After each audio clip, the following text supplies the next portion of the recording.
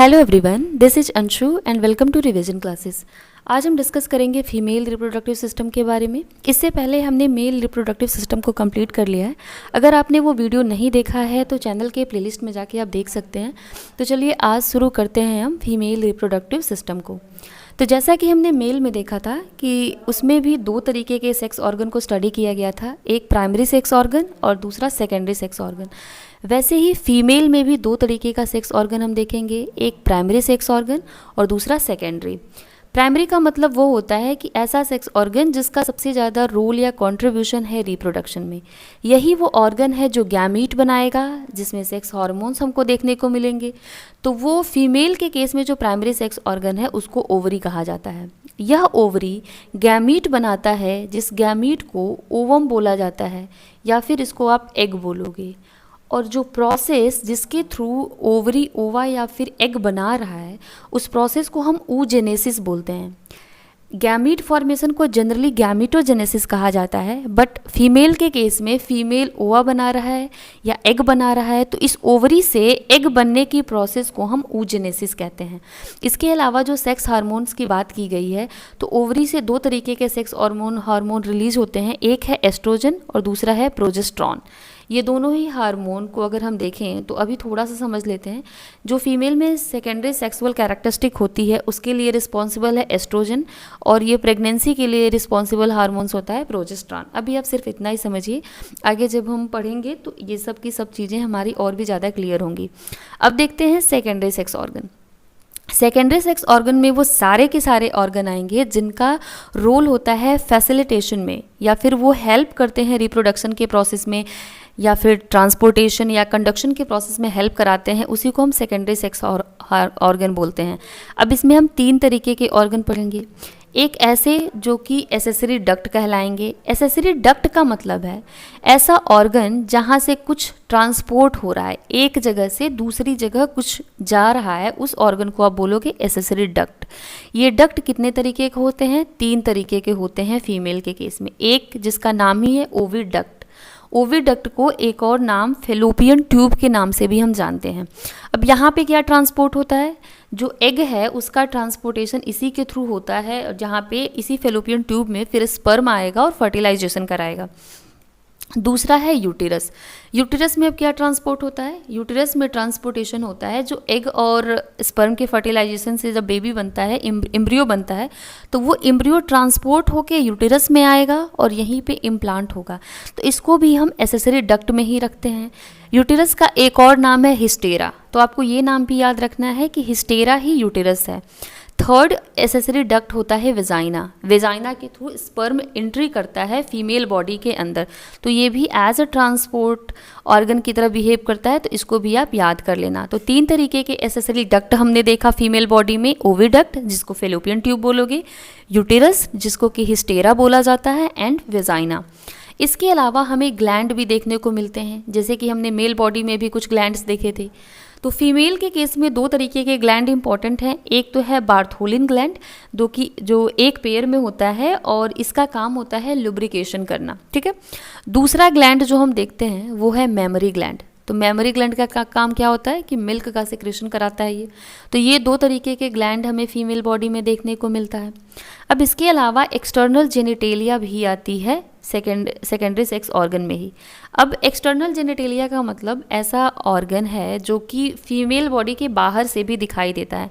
इन दोनों को आप इंटरनल जेनिटेलिया बोल सकते हो, एसेसरी डक्ट और एसेसरी ग्लैंड, क्योंकि ये बॉडी के अंदर है, इनको आप बाहर से नहीं देख सकते हो।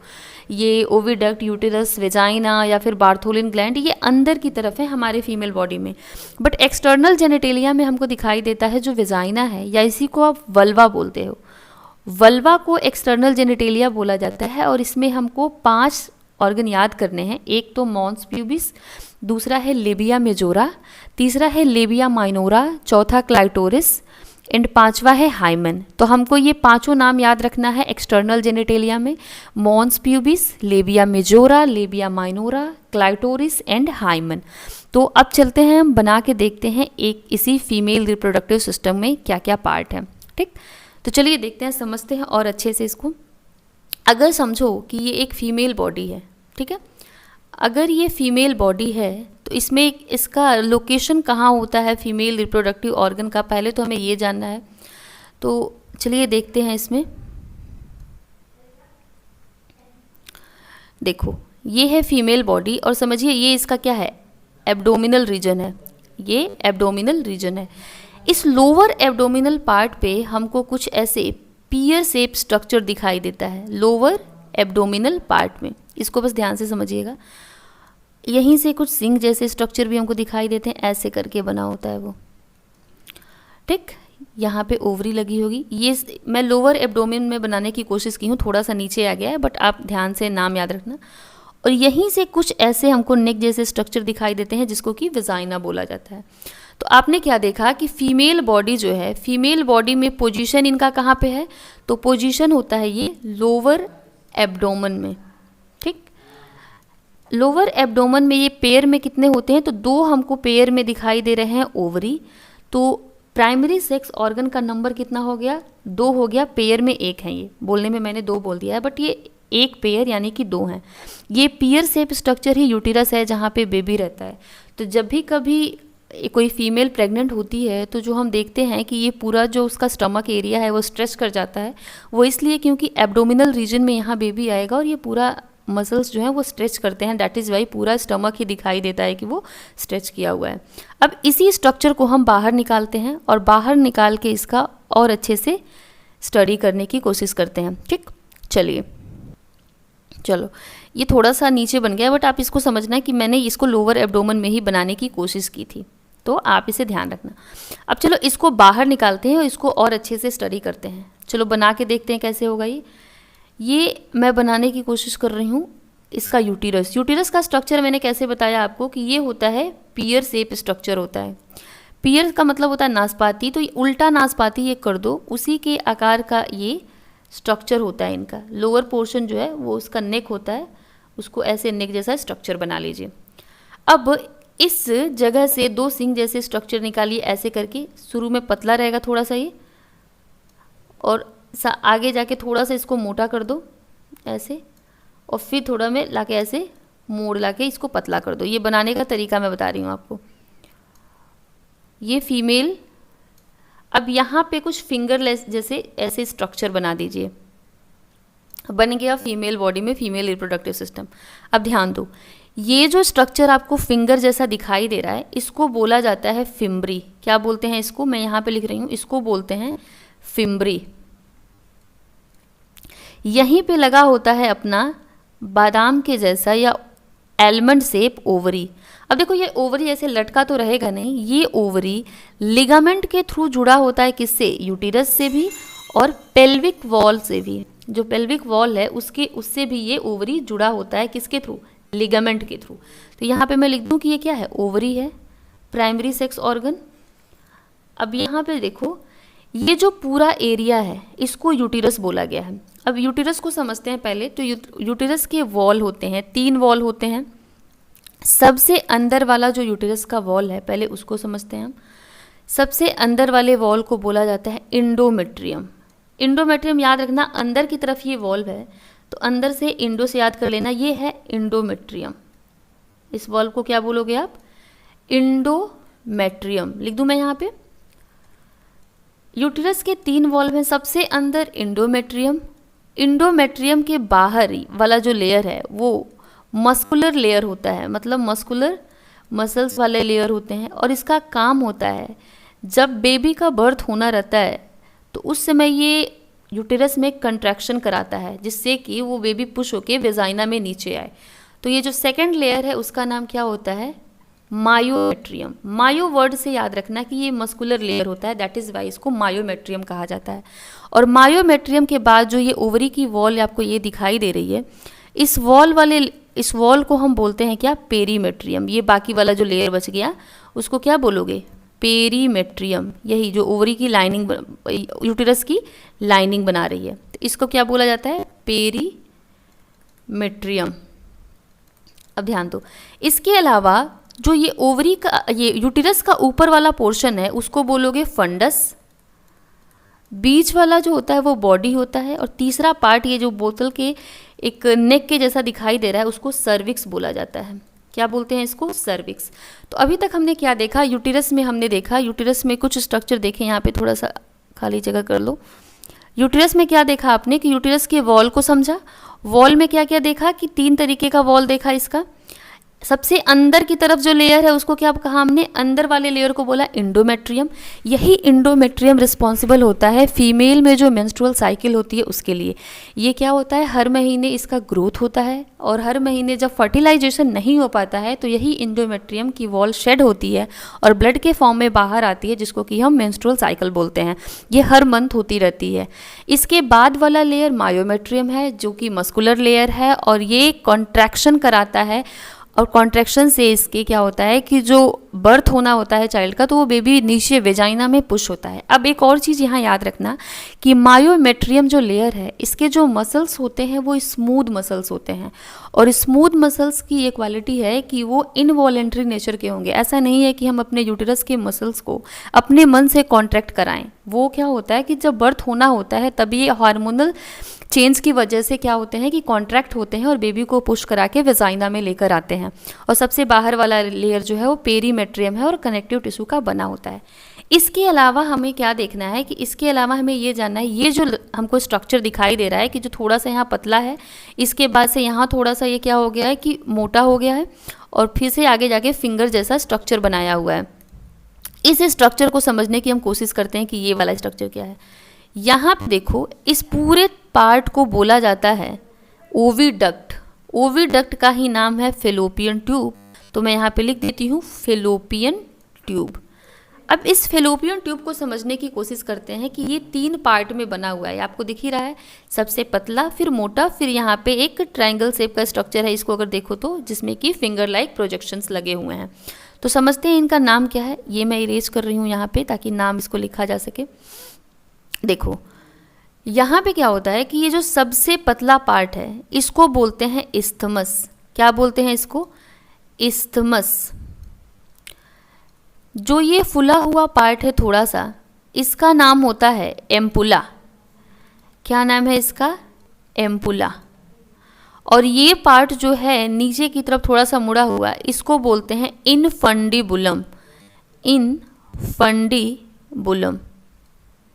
अब ध्यान दो, फेलोपियन ट्यूब में हमने 3 पार्ट देखा। एक है इस्थमस, दूसरा फुला हुआ पार्ट एम्पुला और नीचे वाला पार्ट है इनफंडिबुलम। इनफंडिबुलम के साथ लगा हुआ है फिम्बरी, क्योंकि ये फिंगर जैसा स्ट्रक्चर है। और इस फिम्बरी के नीचे है अपना ओवरी। यही तो है ओवरी, जो अपना प्राइमरी सेक्स ऑर्गन होता है। और इसी में क्या बनने वाले हैं? ओवा। जब ओवा बनता है तो इस ओवा को फर्टिलाइजेशन कराना है किसके साथ? स्पर्म के साथ। और इसी फर्टिलाइजेशन के बाद जाइगोट या एम्ब्रियो बनेगा। तो आप बताओ कि फर्टिलाइजेशन का एक्चुअल प्लेस कहाँ होता है? तो थोड़ा सा ये जगह बना दिया है ऑलरेडी मोटा स्ट्रक्चर होके। तो ये जो ओवम है इसको मूव करके आना होता है इस एम्पुला में। और मूवमेंट के लिए इसके पास ना तो कोई फ्लैजेला है ना ही सीलिया है। तो इस मूवमेंट में हेल्प कौन कराता है? तो इस फेलोपियन ट्यूब की जो वॉल है उसमें सीलिएटेड एपिथेलियम पाई जाती है। ये देखो, सीलिया लगे होते हैं यहाँ पे। और यही सीलिएटेड एपिथेलियम जो है वो ओवा को मूव कराने में हेल्प करते हैं। और यहाँ से जो ओवा निकलता है या एग निकलता है वो इस एम्पुला रीजन में आने के बाद फर्टिलाइजेशन कर लेता है स्पर्म के साथ। तो यहाँ पे मैं एम्पुला को लिख सकती हूँ कि ये क्या है? साइट ऑफ फर्टिलाइजेशन है। यहीं पे फर्टिलाइजेशन होना है। तो आपने क्या क्या समझा अभी तक? हमने समझा कि जो एक प्रॉपर फीमेल रिप्रोडक्टिव सिस्टम है उसके क्या क्या पार्ट हैं। उसमें हमने देखा सबसे पहले प्राइमरी सेक्स ऑर्गन ओवरी आया। ओवरी के बाद हमने देखा कि ओवरी से ही लगा हुआ जो सबसे प्रॉक्सिमल पार्ट है वो है इनफंडिबुलम। इनफंडिबुलम से थोड़ा सा आगे बढ़े तो एम्पुला दिखाई दिया और एम्पुला के बाद हमें इस्थमस दिखाई दिया। ये इनफंडिबुलम, एम्पुला और इस्थमस तीनों आपस में जब मिलते हैं तो इस स्ट्रक्चर को हम फेलोपियन ट्यूब या ओविडक्ट बोलते हैं। इस ओविडक्ट का इस्थमस पार्ट जुड़ा होता है यूटेरस के साथ। वही यूटेरस जो कि एक इन्वर्टेड पियर शेप स्ट्रक्चर है और यही इसको हिस्टेरा भी बोला जाता है। नाम में यहाँ पे लिख दूँ, ये क्या है? यूटेरस है। इसको हिस्टेरा बोला जाता है क्योंकि यहीं पे बच्चे का इम्प्लांटेशन होना होता है। इस यूटेरस के हमने 3 वॉल देखे। सबसे अंदर की तरफ इंडोमेट्रियम, उसके बीच में मायोमेट्रियम और सबसे बाहर की तरफ पेरीमेट्रियम। इसके अलावा यूटेरस का सबसे अपर पार्ट कहलाता है फंडस और जो नैरो पार्ट होता है उसको क्या बोलते हो? सर्विक्स बोलते हो। अब ये जो सर्विक्स है इसी के साथ एक और स्ट्रक्चर जुड़ा होता है जिसको कि बोलते हैं हम वेजाइना। अब देखो ये सर्विक्स है, इसको कवर किए हुए एक ऐसे स्ट्रक्चर होता है जिसको कि हम बोलते हैं वेजाइना, और यही बाहर की तरफ खुला रहता है। अब यहाँ ध्यान दीजिए, ये यहाँ पतली सी कैनाल लाइक स्ट्रक्चर दिख रही है ना, इसको बोलते हैं सर्विकल कैनाल। क्या बोलोगे इसको? Cervical canal. और ये स्ट्रक्चर क्या है? वेजाइना। और इस वेजाइना की ये जो पार्ट दिखाई दे रहा है इसको बोला जाता है वेजाइनल ओपनिंग। क्या बोला जाता है इसको? Vaginal opening. तो अभी हमने ये पूरा का पूरा फीमेल रिप्रोडक्टिव स्ट्रक्चर को यहाँ पे समझ लिया। अब चलो यहाँ पे देखते हैं कि फीमेल रिप्रोडक्टिव पार्ट में हमने क्या क्या पढ़ा है अभी तक। तो यहाँ पे हमने देखा फीमेल रिप्रोडक्टिव पार्ट में एक पढ़ा हमने किसके बारे में? ओवरी के बारे में पढ़ा। ओवरी किससे जुड़ा था? उसके बाद ओवरी लिगामेंट के थ्रू जुड़ा होता है पेल्विक वॉल से, और किससे जुड़ा होता है? और ये जुड़ा होता है अपने यूटेरस के साथ। सेकंड हमने देखा कि फेलोपियन ट्यूब के बारे में। फेलोपियन ट्यूब में हमने क्या क्या देखा कि ये जो फेलोपियन ट्यूब है इसके कुछ पार्ट देखे हमने, 3 पार्ट देखे। पहला इनफंडिबुलम, इनफंडिबुलम के बाद आपने क्या देखा? इसके बाद एम्पुला देखा।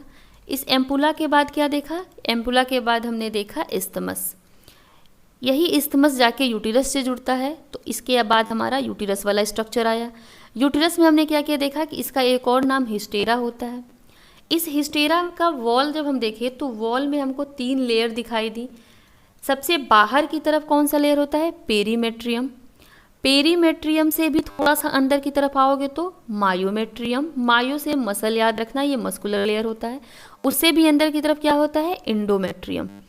अब यहाँ पे देखिए, इसके बाद यूटेरस के बाद हमने क्या क्या देखा था कि यूटेरस के 2 और पार्ट, एक फंडस, फंडस के बाद बॉडी बीच वाला पार्ट था, और सबसे किनारे की तरफ सर्विक्स था।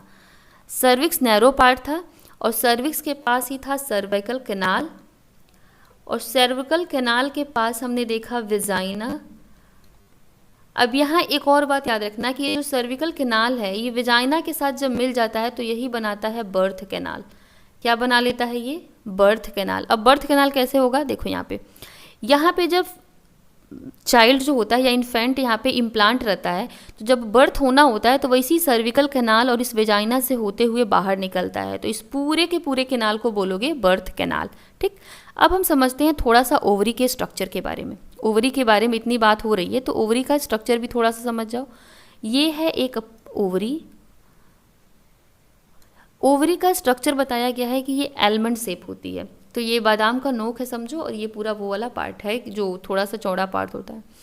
ओवरी के किनारे किनारे हमको दिखाई देता है वॉल लेयर इसका। ओवरी के वॉल लेयर को क्या कहा जाता है? तो इसको बोलोगे आप, इसको कहा जाता है जर्मिनल एपिथीलियम। तो थोड़ा सा हम इसका लेबलिंग कर देते हैं। ये है जर्मिनल एपिथीलियम। ठीक, यहाँ पे कंफ्यूज नहीं होना है, ये जर्मिनल एपिथीलियम ओवम या नहीं बनाएगा, सिर्फ नाम है इसका जर्मिनल एपिथीलियम। ओवरी के बीच में ये जो भी पार्ट आपको दिखाई दे रहा है पूरा का पूरा, ये जो पार्ट है ये वाला पार्ट, इसको बोला जाता है स्ट्रोमा। क्या बोलते हैं इसको? ये पूरा पार्ट कहलाता है अंदर वाला स्ट्रोमा।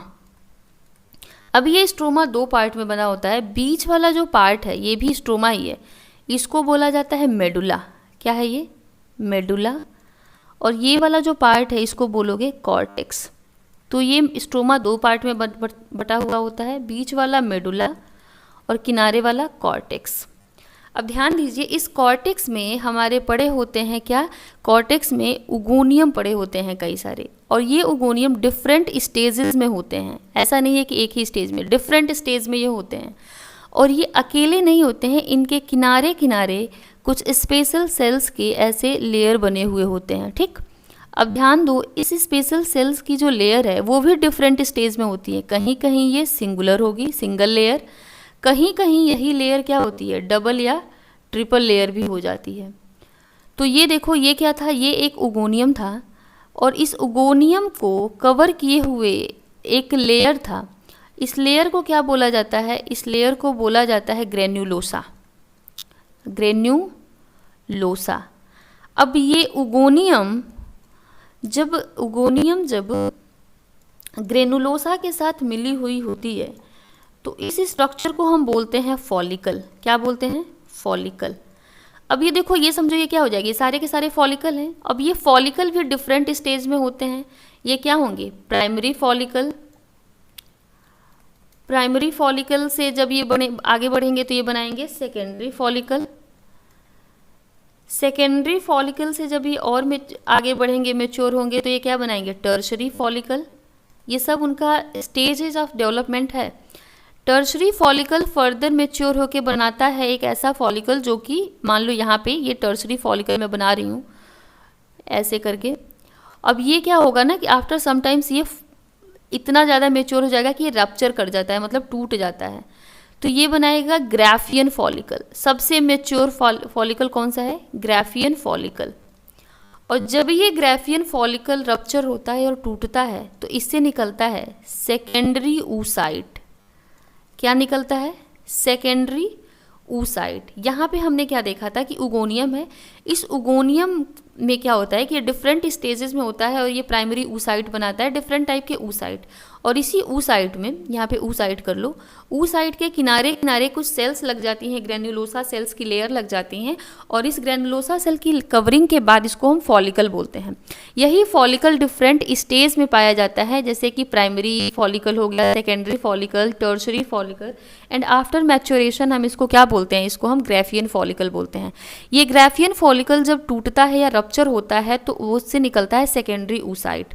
और ये जो प्रोसेस है जिसमें कि ग्राफियन फॉलिकल से सेकेंडरी oocyte निकल रहा है, इसी प्रोसेस को कहा जाता है ओव्यूलेशन। क्या बोलते हैं इस प्रोसेस को? ओव्यूलेशन। तो अगर आपसे पूछ दे व्हाट इज ओव्यूलेशन, तो ovulation is the process where graafian follicle rupture and secondary oocyte released. तो सेकेंडरी oocyte के रिलीज्ड होने को ही ओव्यूलेशन बोलते हैं। और ये हर मंथ रिलीज होता है। जो 2 ओवरी हमने यहाँ पे देखे हैं, एक ओवरी, तो एक महीने इस ओवरी से रिलीज होगा और दूसरे महीने इस ओवरी से, तो अल्टरनेट वे में रिलीज होता रहता है।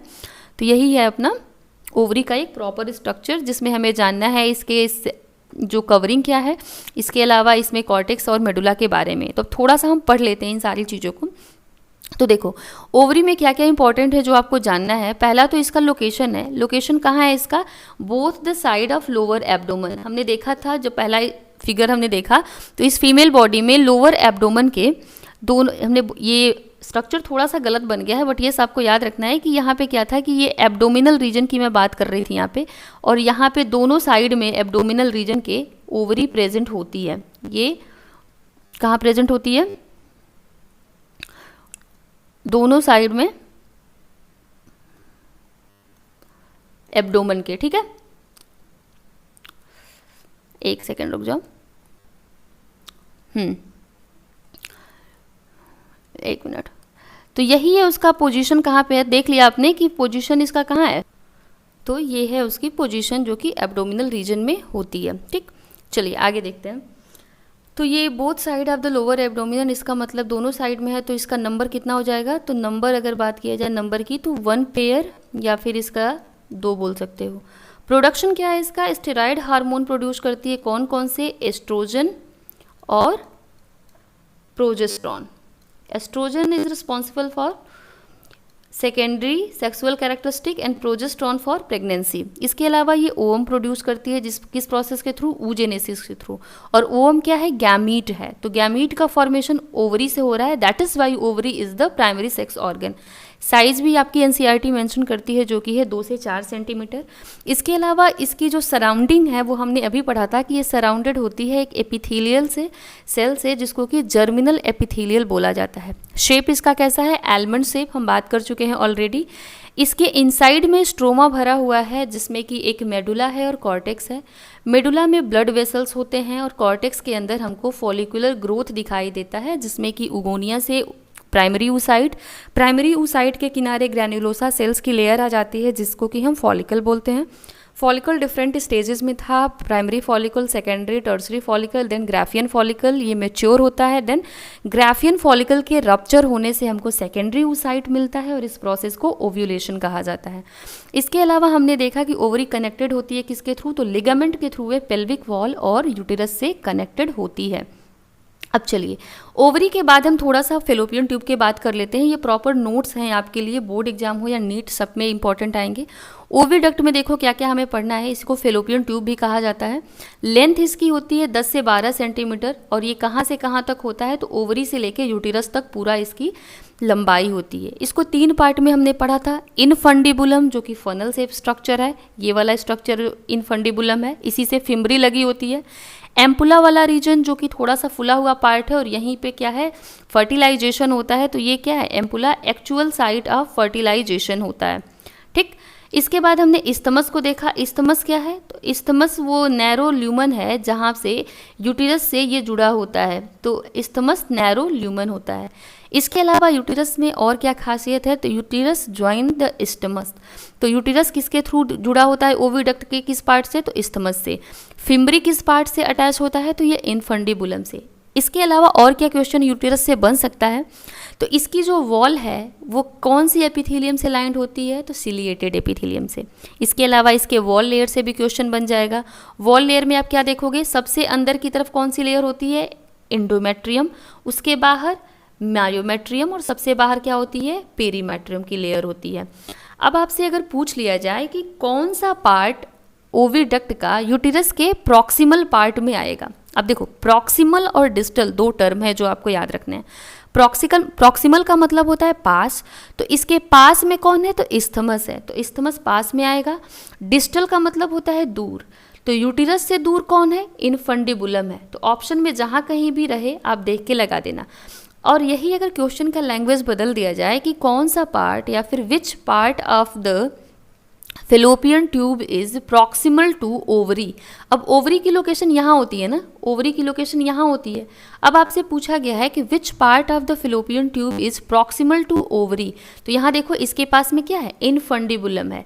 तो आपके आंसर वेरी करेंगे क्वेश्चन के अकॉर्डिंग। कैसा क्वेश्चन पूछा गया है, किसके रेफरेंस में पूछा गया है, उसके अकॉर्डिंग आप आंसर करना।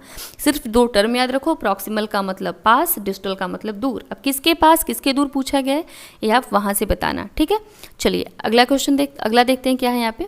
अब थोड़ा सा यूटिरस के बारे में भी देख लेते हैं। यूटिरस की जो, अभी हमने यूटिरस को ही समझा, मगर इसके वॉल लेयर को समझते हैं। यूटिरस में इसका एक और नाम हमें याद रखना है कि इसको हिस्टेरा बोलते हैं। इसका शेप कैसा है, इन्वर्टेड पियर शेप, उल्टे नासपाती के आकार का, supported by ligament and attached to pelvic wall.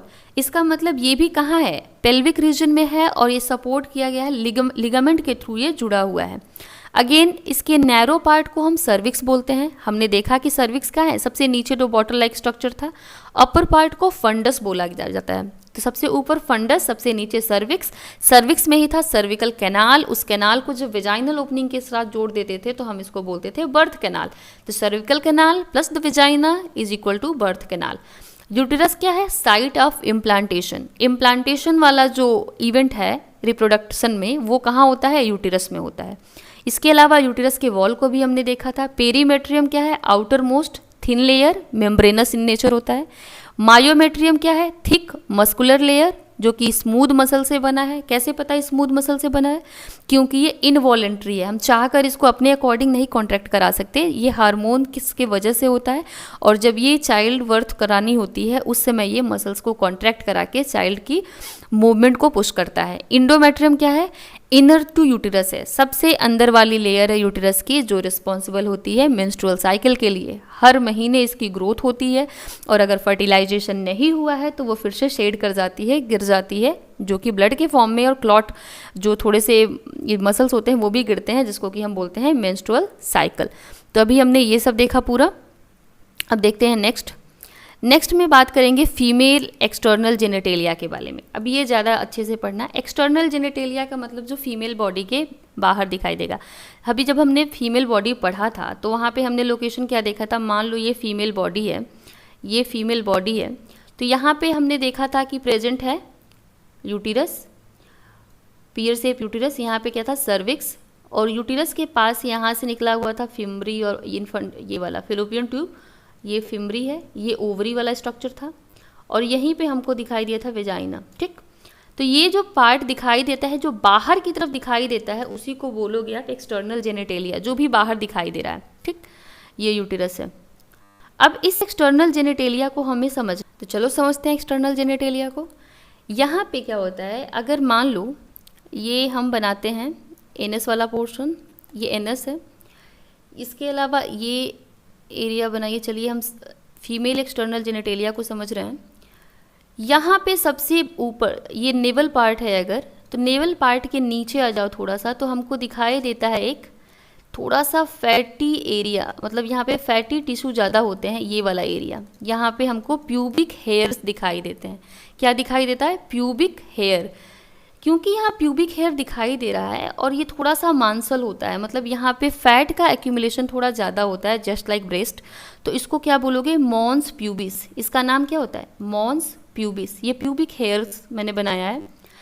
इसी प्यूबिक हेयर के साथ ही यहाँ पर आपको दो फोल्ड लाइक स्ट्रक्चर दिखाई देंगे। पेन का कलर चेंज कर लेती हूँ। दो ऐसे फोल्ड लाइक स्ट्रक्चर दिखाई देंगे। देखो लिप लाइक होते हैं ये, थोड़े से ऐसे करके स्ट्रक्चर होंगे, और इस पे भी हमको प्यूबिक हेयर दिखाई देता है। ठीक है, तो इस पे भी प्यूबिक हेयर्स दिखाई देते हैं। चूंकि ये लिप लाइक स्ट्रक्चर होते हैं और थोड़े से लार्ज साइज के होते हैं, दैट इज़ वाई इनको बोला जाता है लेबिया मेजोरा। क्या बोलोगे इसको? Labia majora. तो क्या देखा सबसे पहले, एक यहाँ पे नेवल पॉइंट के बहुत थोड़ा नहीं, ज़्यादा ही नीचे है प्यूबिक हेयर वाला स्ट्रक्चर, जिसके नीचे फैट टिश्यू होते हैं, जिसको मॉन्स प्यूबिस बोला गया है।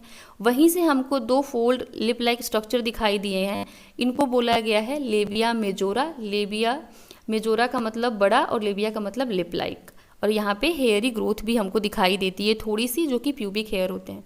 इसी के अंदर हमको दो और ऐसे स्ट्रक्चर दिखाई देते हैं जो कि लिप लाइक ही होते हैं, ऐसे करके। ठीक है, ये सॉफ्ट टिश्यू के स्ट्रक्चर होते हैं जो कि लिप लाइक ही होते हैं, थोड़े से ऐसे। इसका नाम होता है लेबिया माइनोरा। क्या बोलोगे इसको? Labia minora. लेबिया माइनोरा क्यों बोला गया है? क्योंकि इनका साइज इसके अपेक्षा छोटा होता है, प्लस इस पे हमको प्यूबिक हेयर भी नहीं दिखाई देते हैं, तो इसको लेबिया माइनोरा बोला गया है। अब इस बीच वाले पोर्शन को, जो लेबिया माइनोरा के अंदर है, उसको बोला जाता है वेस्टिब्यूल। क्या बोलते हैं इसको? वेस्टिब्यूल। ये बीच वाला जो पोर्शन है इसको बोलोगे वेस्टिब्यूल, बीच का सारा पोर्शन। अब जहाँ पे लेबिया माइनोरा जुड़ा है, यहाँ पे एक ऐसे फिंगर लाइक छोटा सा प्रोजेक्शन होता है, इसको बोला जाता है क्लाइटोरिस। क्या बोला जाता है इसको? क्लाइटोरिस।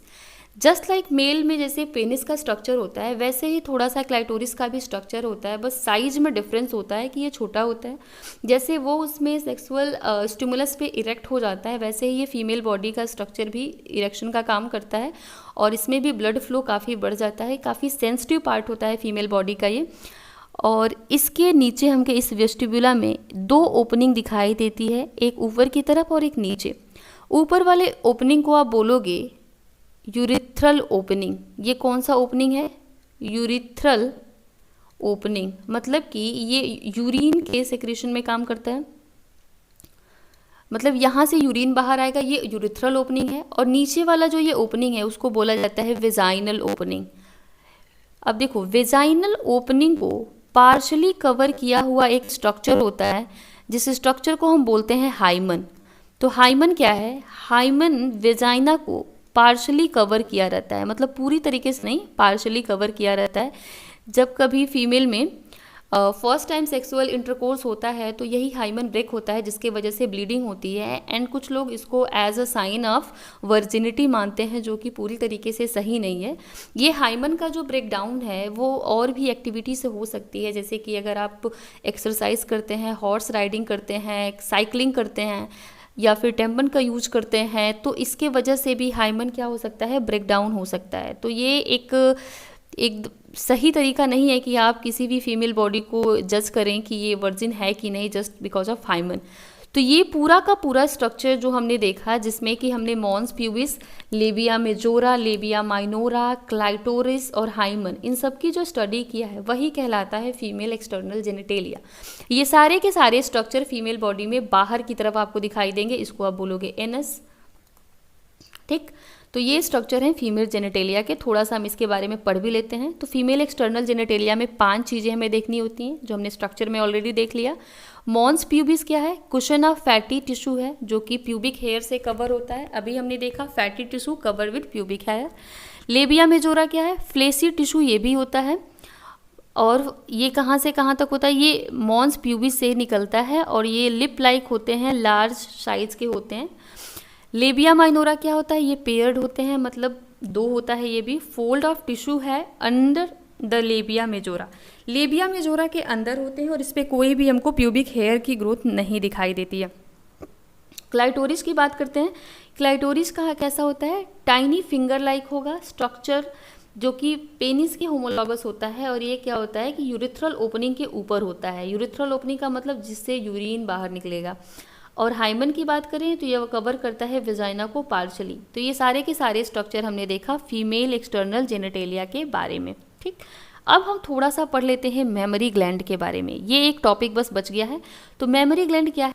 तो देखो मेमोरी ग्लैंड क्या है? ये एक प्रकार का एपोक्राइन ग्लैंड है, और ये एपोक्राइन ग्लैंड जो है इसमें फैट जो होते हैं, फैट का एक्यूमुलेशन बहुत ज़्यादा पाया जाता है।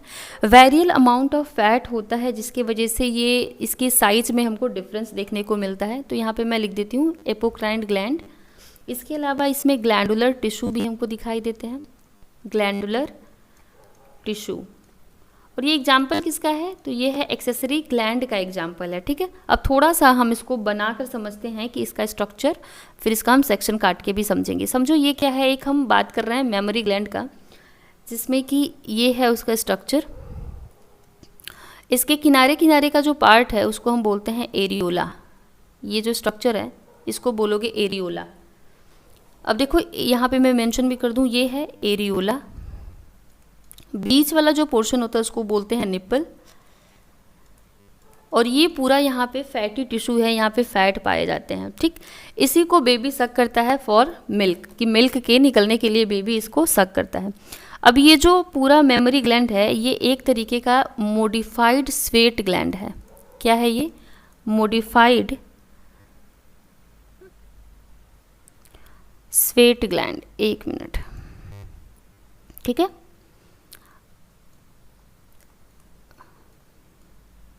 मॉडिफाइड स्वेट ग्लैंड है।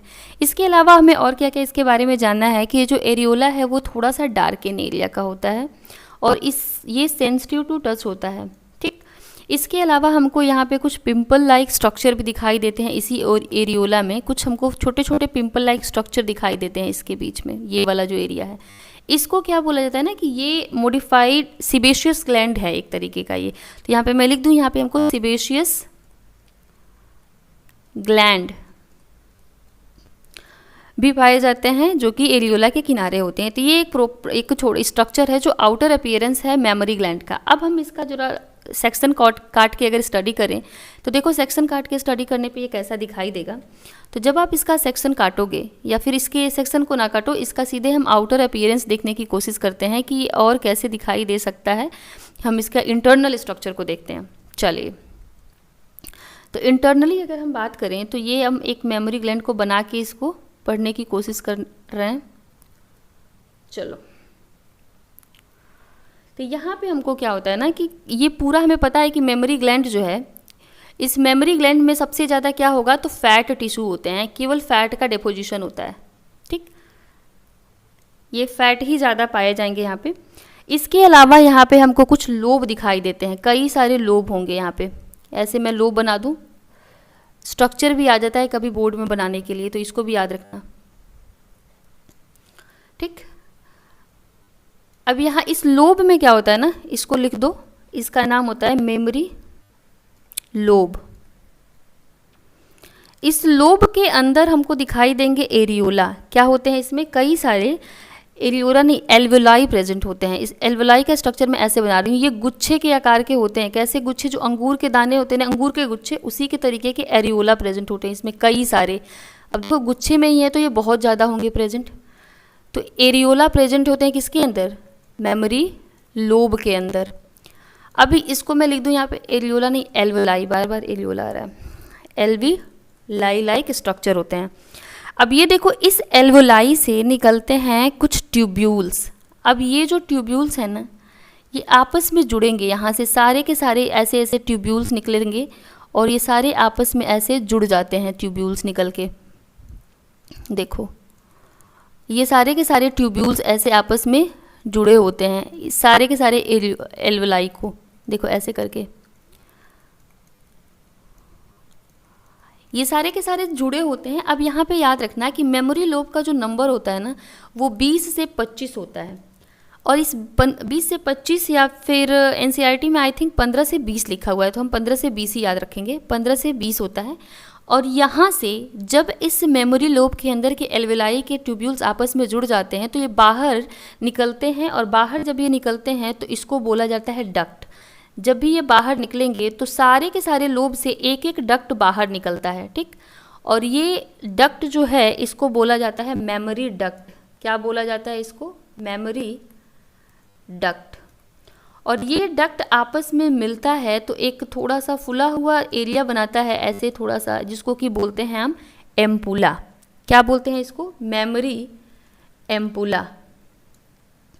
जहाँ कहीं भी फुला हुआ पार्ट दिखे समझ जाना कि वो एम्पुला है, और यही एम्पुला आगे चल के बना लेता है लेक्टिफेरस डक्ट। यहाँ पे अब क्या बन गया? Lactiferous duct. और इस लेक्टिफेरस डक्ट पहुँच जाता है निपल में, और यहाँ से क्या हो जाता है? मिल्क को सक कर लिया जाता है बेबी के द्वारा। जो न्यूबॉर्न बेबी है वो यहाँ से मिल्क को सक कर लेता है। तो आपसे सीक्वेंस पूछ लेता है कभी कभी, तो याद रखना मेमोरी लोब से आया एल्वेलाई के पास, एल्वेलाई से आया मेमोरी ट्यूब्यूल, ट्यूब्यूल के बाद आया मेमोरी डक्ट। ट्यूब्यूल मैंने लिखा है कहीं, यहाँ लिख देती हूँ मेमोरी ट्यूब्यूल, और वहाँ से गया एम्पुला के पास, और एम्पुला के बाद लेक्टिफेरस डक्ट, और डक्ट के बाद निपल्स। यहाँ दो चीज़ें याद रखना है कि जो मिल्क का प्रोडक्शन होता है यहाँ पे, मिल्क के प्रोडक्शन के लिए कौन सा हार्मोन रिस्पॉन्सिबल है? तो वो है प्रोलैक्टिन। और मिल्क को बाहर निकालने के लिए, मतलब जब बेबी सक करता है इस निपल को तो मिल्क बाहर कैसे निकलता है? तो मिल्क के सेक्रीशन के लिए अगर बात किया जाए तो वहाँ कौन सा एक एंजाइम रिस्पॉन्सिबल है? तो सेक्रीशन के लिए है ऑक्सीटोसिन, जिसको कि लव हार्मोन्स भी बोलते हैं। तो इतना हमने पढ़ा कि ये मेमोरी ग्लैंड का प्रॉपर स्ट्रक्चर होता है, कि ये हमने पूरा देखा। इसके अंदर ये फैट है, इसको एडिपोड टिश्यू बोला जाता है, ये फैट्स हैं पूरा। फैट्स के बाद हमने देखा पूरा ये स्ट्रक्चर। अब इसका तो चलो इसका सीक्वेंस भी देख लेते हैं कि इस मेमोरी ग्लैंड में जो मिल्क निकलता है उसका पूरा सीक्वेंस कैसे होता है। तो देखो ईच ब्रेस्ट, जितना भी ब्रेस्ट है, मतलब दोनों ब्रेस्ट, कितने breast? 2। Each breast consist of कितने, किससे मिलके बनाता है? 15 से 20 क्या मेमोरी लोब्स होते हैं। अभी हमने देखा वहाँ पे, तो 15 से 20 मेमोरी लोब्स होते हैं। हर लोब में क्लस्टर ऑफ सेल्स होता है, जिसको क्या बोला जाता है? एल्वुलाई। क्लस्टर ऑफ सेल्स, जिसको क्या बोलोगे आप? एल्वुलाई। इस एल्वुलाई से निकलता है क्या? ट्यूब्यूल निकलता है ना। इसमें पहले यह भी याद रखना है कि इसी एल्वुलाई में क्या होता है कि इसके ल्यूमन में मिल्क स्टोर होता है। कहाँ पे मिल्क स्टोर होता है? इसी के ल्यूमन में। अब यहाँ से निकलता है आपका मेमोरी ट्यूब्यूल, और यही मेमोरी ट्यूब्यूल जब मिल जाते हैं आपस में तो ये बनाते हैं क्या? Memory duct. और इस मेमोरी डक्ट के बाद आता है मेमोरी एम्पुला। ये सारा सीक्वेंस आपके एग्ज़ाम में पूछा गया है। और मेमोरी एम्पुला के बाद हमें क्या देखने को मिलता है कि लेक्टिफेरस डक्ट। ये लास्ट है, लेक्टिफेरस डक्ट। और इस डक्ट के बाद क्या होता है? मिल्क को सक कर लिया जाता है न्यूबॉर्न बेबी के द्वारा। तो यहाँ लिख दो, milk is sucked out by newborn baby. किसके थ्रू? निप्पल के थ्रू। तो इसके बाद ये वाला ऑर्गन आएगा। तो हमने पूरा पढ़ा मेमोरी ग्लैंड के बारे में, पूरा सीक्वेंस भी पढ़ा हमने। और जितना इसका इंटरनल स्ट्रक्चर है उसको भी हमने बनाकर देख लिया। तो ये सारा का सारा था फीमेल रिप्रोडक्टिव सिस्टम के बारे में, जहाँ पे आपने प्राइमरी सेक्स ऑर्गन को देखा, सेकेंडरी सेक्स ऑर्गन को देखा। सेकेंडरी सेक्स ऑर्गन में एसेसरी ग्लैंड, एसेसरी डक्ट और इसके अलावा एक्सटर्नल जेनिटेलिया को भी समझा। तो ऐसे ही और भी वीडियोस के लिए चैनल को लाइक करिए, सब्सक्राइब करिए, और इसके नेक्स्ट पार्ट में अब हम पढ़ेंगे स्पर्मेटोजेनेसिस और oogenesis के बारे में। तो इस वीडियो के अपडेट के लिए चैनल को लाइक करिए और सब्सक्राइब करिए। Thank you for watching.